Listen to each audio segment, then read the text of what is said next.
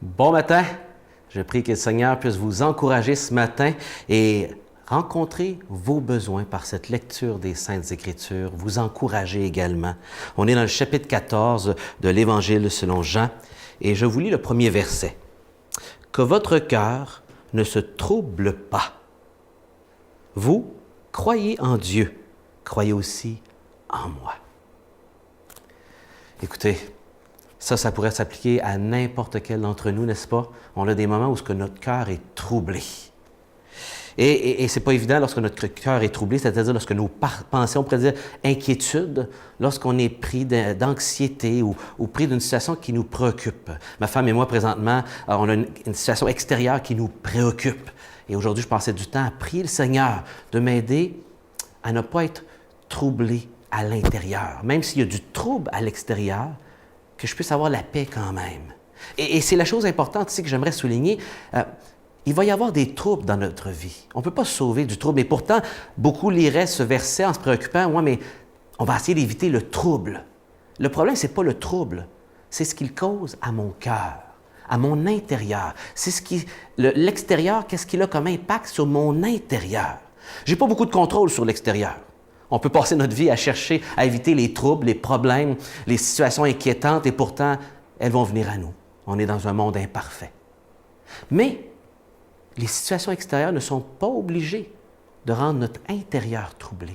Jésus nous dit qu'il est possible pour nous, malgré qu'il y a quelque chose à l'extérieur qui peut nous stresser, il est possible que mon cœur ne puisse pas être troublé. Mon cœur, pas l'extérieur, mon cœur. Et la solution, elle est donnée dans ces versets.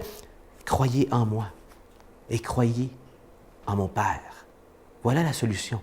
Croire en lui. Pour comprendre de quoi Jésus parle ici lorsqu'il parle d'être troublé, vous pouvez retourner le mois passé au 27 mars lorsqu'on a regardé le chapitre 13 et les 20 versets juste précédemment qui aident à comprendre le contexte de ces versets qu'on lit. Pourquoi Jésus était troublé et pourquoi ses disciples, après ce qu'il ait parlé, était troublé. Jésus n'a pas toujours dit des paroles qui étaient faciles et il a dit des paroles de ce qui s'en venait qui étaient troublantes. Et pourtant, il était possible pour eux d'être en paix malgré tout.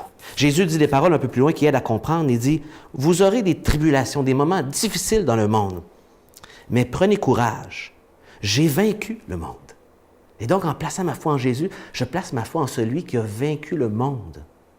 Et donc, je peux être en paix malgré les difficultés extérieures. Et Jésus va donner des paroles de réconfort dans les versets qui suivent, en disant ce qui suit. « Dans la maison de mon Père, il y a beaucoup de demeures. Sinon, vous aurais-je dit que j'allais vous préparer le lieu où vous serez?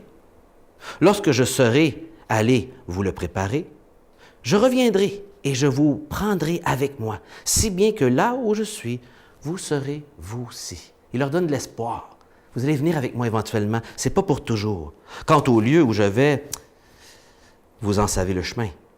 Thomas lui dit, « Seigneur, nous ne savons pas, même pas où tu vas. Comment est-ce qu'on connaîtrait le chemin? » Jésus, tu nous demandes quelque chose d'impossible. Jésus lui dit, « Je suis le chemin, la vérité et la vie. Personne ne va au Père si ce n'est que par moi. » Et donc, le gros enjeu ici, c'est quoi le chemin? Il dit, vous le connaissez le chemin? Il dit, mais non, on ne connaît pas le chemin. Il dit, oui, c'est moi le chemin. Et non seulement je suis le chemin pour aller jusqu'au Père, mais je suis la vérité et la vie. C'est des déclarations qui peuvent être considérées aujourd'hui comme étant choquantes. Le fait que seulement Jésus peut être source d'être le chemin, la vérité et la vie. C'est au singulier. Et si c'était moi qui le disais, vous pourriez être choqué. Mais c'est Jésus qui le déclare. Vous savez, on est dans une société où on parle de la vérité comme étant relative, qu'on fait la religion à la carte, qu'on fait la foi selon ce que bon nous semble, ce qui nous correspond, ce qui nous fait sentir bien. Jésus nous dit que ce n'est pas comme ça. Il nous dit que lui est la vérité, qu'il a l'exclusivité. Jésus qui est mort et ressuscité, Jésus qui vient du Père, qui est d'en haut, le mieux qualifié pour dire de telles choses. Le chemin, la vérité et la vie.